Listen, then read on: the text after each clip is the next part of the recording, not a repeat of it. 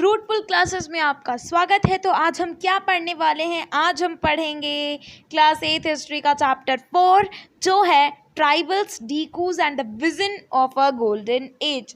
So let's start with the chapter. 1895 में क्या हुआ?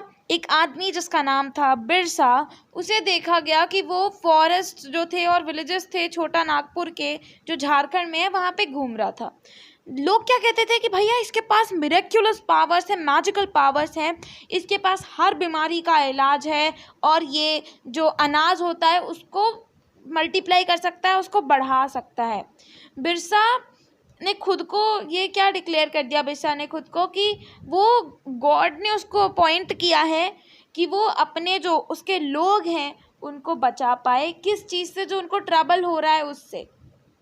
उनको जो स्लेवरी करते हैं वो डीकूज का मतलब आउटसाइडर्स होता है, उस स्लेवरी से बाहर निकाल सके, उस स्लेवरी से बचा सके। उस जल्द ही क्या हुआ कि बहुत से लोग, थाउजेंड्स ऑफ पीपल जो थे, उन्होंने बिरसा को फॉलो करना शुरू कर दिया, ये विश्वास करके कि भाई हाँ ये सच में भगवान है और यहाँ पे आया है ताकि हमारी सारी प्रॉब्लम्स सॉल्व कर सके। बिरसा जो थे वो एक मुंडास की फैमिली में उनका बर्थ हुआ था, उनका जन्म हुआ था। एक ट्राइबल ग्रुप होता है बिरसा, कहाँ का? छोटा नागपुर का। पर उसके जो फॉलोअर्स थे वो कौन कौन थे? हर रीजन के ट्राइबल्स, जैसे कि सांथल्स एंड ओराउंस ऑल्सो। तो जितने भी वहाँ पे लोग थे ना, वो अनहैप्पी थे उन चेंजेस के, जो मतलब चेंजेस से जो वो एक्सपीरियंस कर रहे थे, प्रॉब्लम्स जो वो फेस कर रहे थे ब्रिटिश रूल के अंडर। उनके जो फैमिलियर वेज थे जिनसे वो अपनी लाइफ को जीते थे वो अब गायब होने लगे। उनके लाइवलीहुड्स जो थी वो उसके ऊपर बस थ्रेट था, उसके ऊपर एक खतरा था और उनके रिलीजन के ऊपर भी खतरा था। कौन सी प्रॉब्लम्स थी जो बिरसा सॉल्व करने वाले थे? कौन थे ये आउटसाइडर्स जिनको डीकूज रिफर किया जाता था? उन्होंने कैसे एनस्लेव किया ट्राइब्स को, ट्राइबल पीपल को?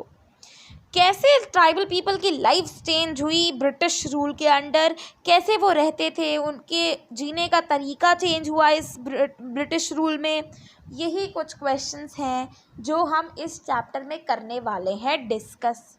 ट्राइब्स के जो कस्टम्स होते हैं, जो रिचुअल्स होते थे, वो ब्राह्मण्स के रिचुअल्स और कस्टम्स से बहुत अलग होते थे। और ना ही ट्राइबल सोसाइटीज़ में कोई शार्प डिवीज़न होता था कास्ट पे बेस, जैसे कास्ट सोसाइटीज़ में हुआ करता था। ऐसा कोई सोशल डिवीज़न भी नहीं था।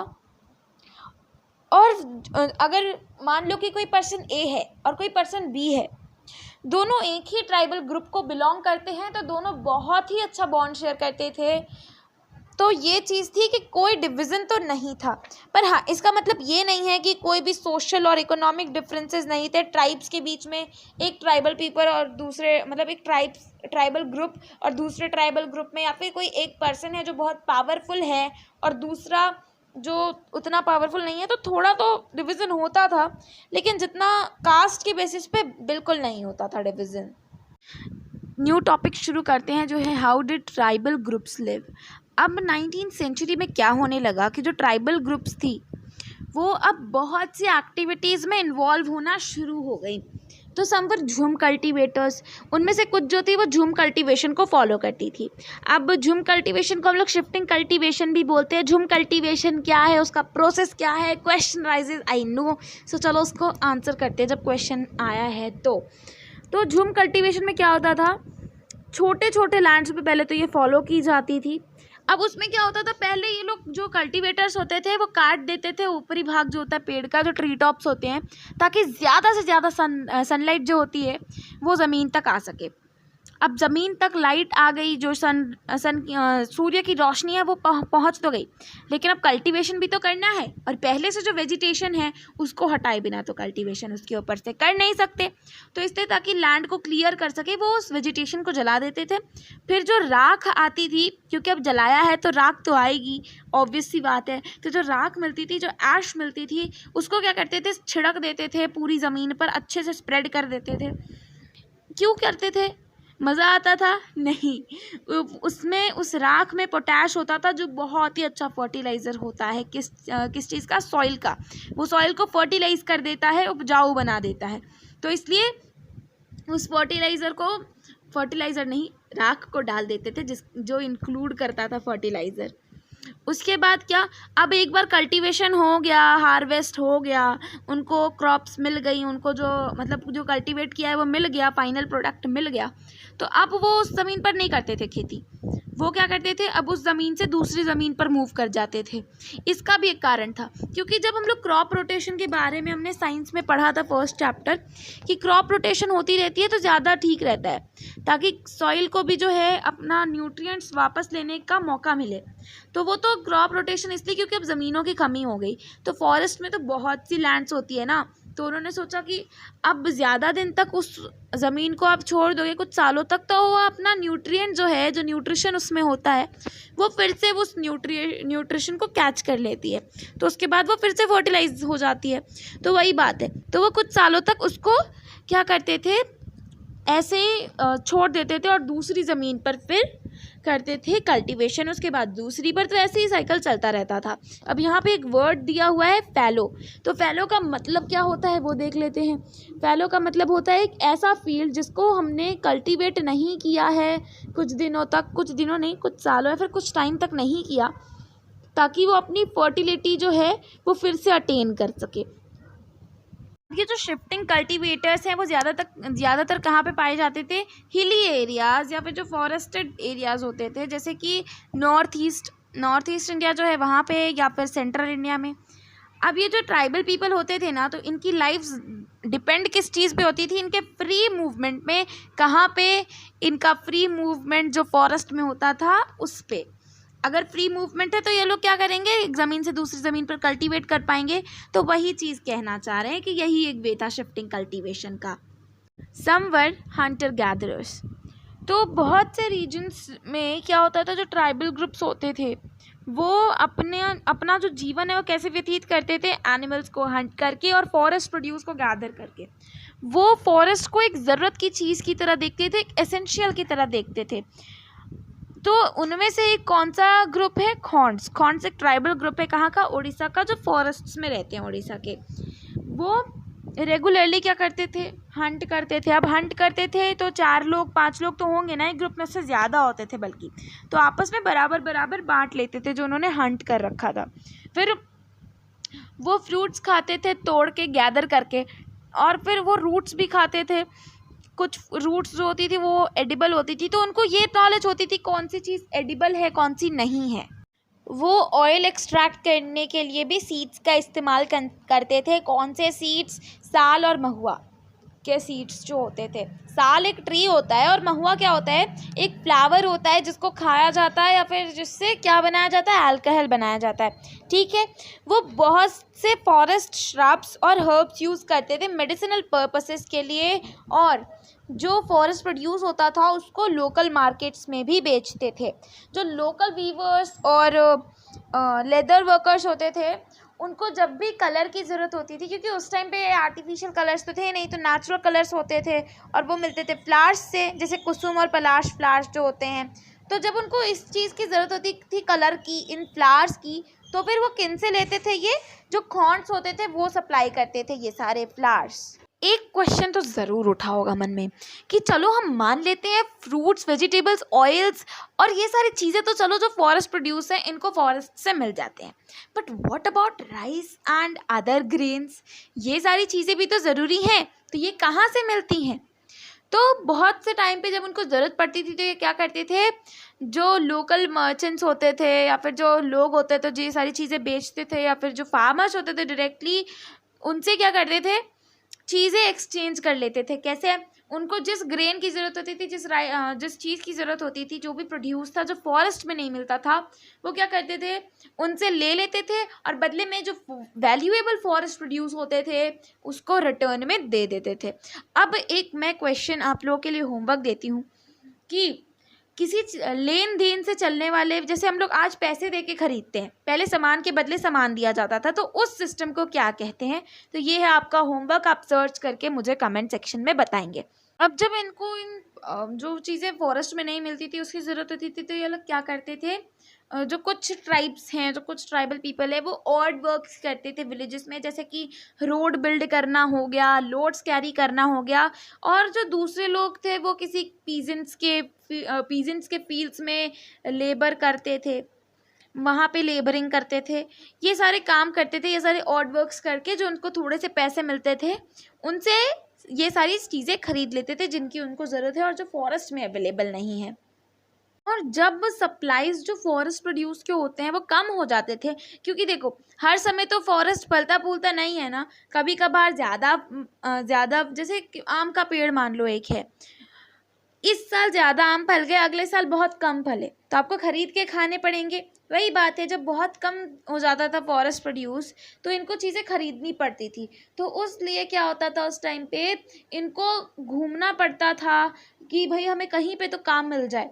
पर बहुत से ट्राइब्स जैसे कि बैगाज हैं सेंट्रल इंडिया के, वो किसी के लिए काम नहीं करते थे। उनका क्या मानना था कि वो जो हैं वो अपने आप को इस तरीके से देखते थे कि भाई वो फॉरेस्ट के लोग हैं जो सिर्फ फॉरेस्ट के लिए रह सकते हैं, फॉरेस्ट के लिए काम कर सकते हैं और फॉरेस्ट के प्रोड्यूस पर ही ज़िंदा रह सकते हैं। वो किसी और के लिए काम करे, ये किसी भी बैगा ग्रुप के इंसान के लिए बिलो द डिग्निटी वर्क था।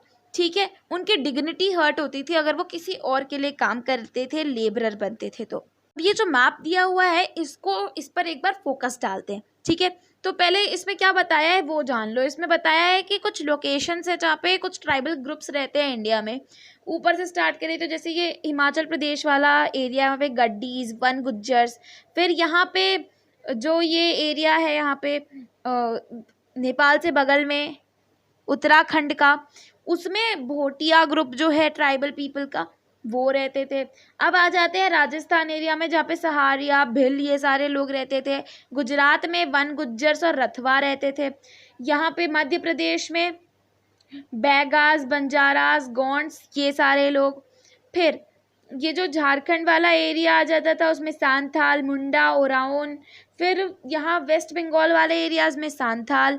फिर वहाँ पे अरुणाचल प्रदेश में पतनी, निशी। फिर ये असम और ये अरुणाचल प्रदेश का एरिया है, वहाँ पे नागा रहते थे। असम में खासी। ठीक है, फिर वहाँ बांग्लादेश वाले एरिया जो थोड़ा सा बांग्लादेश, वेस्ट बंगाल और यहाँ से सटा हुआ है, वहाँ पे हजंग रहते थे। वेस्ट बंगाल में संथल। फिर उड़ीसा में पराजा, बोंडा, कंधा, फिर कोया, साओरा, खोंड, सॉरी अगर गलत प्रोनाउंस कर रही होंगी तो। फिर महाराष्ट्र में बंजारास। यहाँ पे आंध्र प्रदेश वाले एरिया में कोया, बंजारा, गोंड्स। फिर यहाँ केरला वाले एरिया में मला, इरुलर। और यहाँ पे जो ये अंडमान एंड निकोबार आइलैंड्स है वहाँ पे जरावस। तो ये मैप थोड़ा इंपॉर्टेंट था इसलिए इस पर थोड़ा सा फोकस डाल लिया। अब चलो कंटिन्यू करते हैं without any waste of time. कई बार ट्राइब्स को भी ज़रूरत पड़ जाती थी बेचने और ख़रीदने की, क्योंकि देखो मैंने पहले भी बताया कि कुछ सामान, मान लो कि कोई चीज़ है वो फॉरेस्ट में नहीं, मतलब फॉरेस्ट में तो हर चीज़ अवेलेबल होती है पर उनकी पहुंच से बाहर है या फिर उनकी लोकेलिटी में नहीं मिलती, तो उन सामानों के लिए क्या रहना पड़ता है, उनको डिपेंड रहना पड़ता है ट्रेडर्स पे और मनी लेंडर्स पे। तो ट्रेडर्स पे डिपेंड रहते, तो ट्रेडर्स क्या करते हैं, हर चीज़ का ज़्यादा दाम लेते थे, हाई प्राइसेस बताते थे। मनी लेंडर्स उनको कुछ लोन देते थे, कैश देते थे लोन पे, तो अब वो भी उनसे बहुत ज़्यादा हाई वो मांगते थे, हाई इंटरेस्ट पे देते थे। तो इसलिए जो ट्राइब्स थे ये हमेशा से ट्रेडर्स और मनी लेंडर्स और जो लोग फॉरेस्ट के नहीं होते थे उनको एज ए एविल ही देखते थे। उनको लगता था कि यही लोग हैं जिनकी वजह से हमें कष्ट होता है। सम हर्डेड एनिमल्स। तो अब ये टॉपिक शुरू करते हैं। बहुत से ट्राइब्स जो थे वो अपना जीवन यापन करते थे हर्डिंग और रियरिंग एनिमल्स पर। ठीक है, एनिमल्स को रियर करके चलाते थे, अपना जीवन यापन करते थे। कुछ जो थे वो मतलब वो सारे क्या थे, पैस्टोरलिस्ट थे। पैस्टोरलिस्ट मतलब चरवाहे होता है, तो वो चरवाहे होते थे और फिर वो अपने हर्ड्स को, मतलब जो उनका ग्रुप होता है ना कैटल या फिर शिप का, उसको लेके according to the season move करते थे। मान लो कि एक जगह की घास खत्म हो गई तो अब वो दूसरी जगह पे मूव करते थे। अब जैसे वन गुज्जर्स हैं पंजाब हिल्स के, और ये जो लबादीज़ हैं आंध्र प्रदेश के, वो कैटल हर्डर्स हो गए। फिर जो गद्दीज़ हैं कुल्लू के, वो शेफर्ड्स। और जो बकरवाल्स हैं कश्मीर के, वो गोट्स रियर करते थे। सम टुक टू सेटल्ड कल्टीवेशन। अब 19th सेंचुरी से भी पहले से कुछ जो ट्राइबल ग्रुप्स थे वो अब सेटल डाउन होना शुरू कर चुके थे, ठीक है। तो वो क्या करते थे, कल्टीवेट करते थे एक ही जगह पे ईयर आफ्टर ईयर, हर साल। मतलब ऐसा पहले क्या है, शिफ्टिंग कल्टीवेशन करते थे, जुम कल्टीवेशन। उसमें क्या होता था कि हर साल अपनी ज़मीन बदल बदल कर करते थे। पर अब क्या होने लगा था, जिन्होंने ये चेंज को अपना लिया था, जो सेटल होना शुरू कर चुके थे, उन्होंने एक ही जगह पे कल्टीवेट करना शुरू कर दिया, साल के बाद साल, मतलब हर साल वहीं पे करते थे कल्टीवेट, ठीक है। फिर उन्होंने क्या करा, प्लॉ को यूज़ करना शुरू कर दिया और ग्रेजुअली उनको राइट्स मिल गया उस ज़मीन पर जिस पर वो रहते थे। मतलब राइट्स पहले भी थे उनके, तो पूरे फॉरेस्ट पे राइट होते थे, लेकिन मान लो कि एक पर्टिकुलर जगह पे आज कोई और ट्राइबल ग्रुप ग्रो कर रहा है, कल्टीवेट कर रहा है, तो अगली बार कोई और आके भी उस पर कर सकता है कल्टीवेट। तो अब उनको प्रॉपरली राइट मिल गया, तो ये कहना चाह रहे हैं। अब बहुत से केसेस में, जैसे एग्जाम्पल अभी मुंडास का ले लेते हैं, जो एक ट्राइबल ग्रुप है छोटा नागपुर का, तो वहाँ पे क्या होता था कि ज़मीन किसी एक इंडिविजुअल को प्रॉपरली बिलोंग नहीं करती थी, वो एक क्लैन को एज अ होल बिलोंग करती थी। अब वो एक क्लैन को बिलोंग करती थी, तो उस क्लैन के जितने भी लोग थे सब डिसेंडेंट्स रिगार्ड किए जाते थे। डिसेंडेंट्स अगर प्रॉपर हिंदी मीनिंग में जाएं तो उत्तराधिकारी, ठीक है, तो माने जाते थे जो ओरिजिनल सेटलर्स थे उस ज़मीन पे, जिन्होंने पहले अपना मतलब कल्टीवेट किया या फिर जिस पे वो रहे, उनके डिसेंडर्स माने जाते थे। देयरफॉर जितने भी वहाँ पे लोग होते थे सबका हक होता था उस ज़मीन पर हाँ, बहुत से लोग थे क्लैन में, जो कुछ लोग होते हैं ना ज़्यादा पावर एक्वायर करते हैं, चाहे डिस्क्रिमिनेशन ना हो, चाहे कोई डिवीज़न ना हो, उस पर भी बहुत क्योंकि कैप्टन्स तो होते हैं हर टीम में, तो इसमें भी कुछ चीफ्स बनाए गए, तो वो ज़्यादा पावर एक्वायर करते थे। जो पावरफुल लोग होते थे वो खुद कल्टीवेशन ना करके कभी कभार उस ज़मीन को रेंट पे लगा देते थे। ब्रिटिश ऑफिशियल्स अब आ गए। अब क्या करते थे वो जो ट्राइबल ग्रुप्स जैसे कि गौंड्स और संथाल्स जो एक जगह पे स्थित हैं, जो एक जगह पे रहते हैं, उनको सिविलाइज्ड ज़्यादा मानते थे उनसे जो फॉरेस्ट्स में रहते थे। जैसे हंटर गैदरर्स और शिफ्टिंग कल्टीवेटर्स जो शिफ्टिंग कल्टीवेशन फॉलो करते थे, उनको वो लोग एज अ वाइल्ड पीपल या फिर कह सकते हैं सेवेज की तरह मानते थे, जो गलत था। लेकिन उनके हिसाब से उन लोगों को सेटल करने की ज़रूरत थी, सिविलाइज करने की ज़रूरत थी। तो यहाँ पे हो जाता है हमारा पार्ट 1 पूरी तरीके से कंप्लीट। उसके बाद मैं पार्ट 2 की वीडियो बहुत जल्दी बनाऊंगी। अगर आपको कोई डाउट है तो आप कमेंट सेक्शन में पूछ सकते हैं। So please like, share and subscribe the channel and don't forget to press the bell icon, ताकि आपको मेरी हर वीडियो की नोटिफिकेशन सबसे पहले मिले। Thank you very much.